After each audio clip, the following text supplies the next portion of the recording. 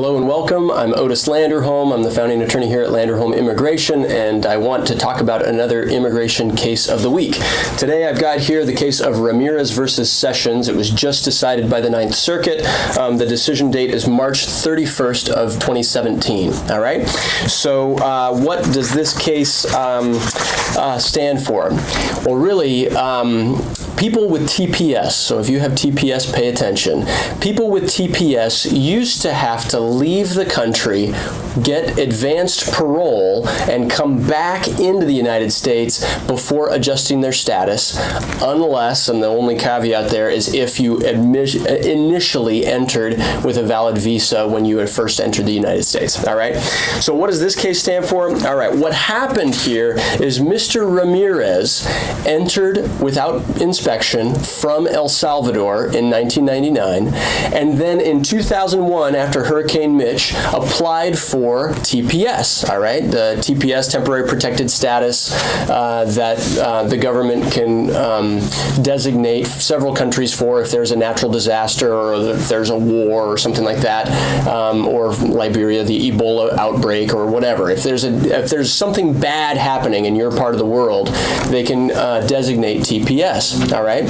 So the question in this case is, can somebody who is going through the TPS process, are they quote-unquote inspected and admitted for the purpose of applying for adjustment of status, all right? And there was a case that the 11th Circuit decided that said, no, just because you got TPS doesn't mean that you were quote-unquote inspected, all right?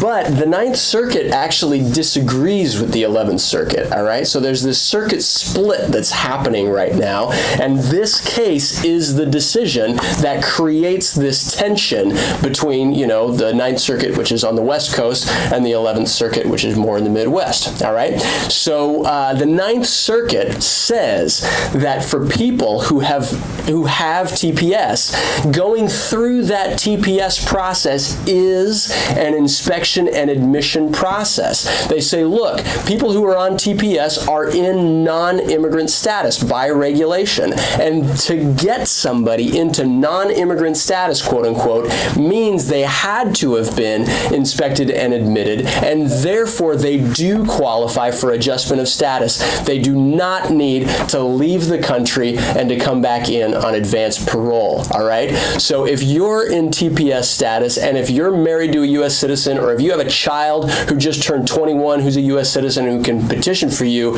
congratulations, you no longer have to leave the United States on advanced parole. You have already been inspected and admitted, and you can now register your application for permanent residence in the United States, and you can apply for adjustment of status, all right?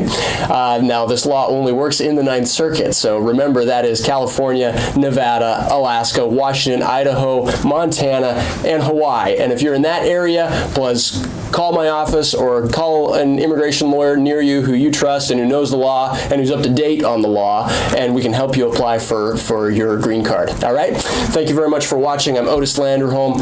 Have a great day.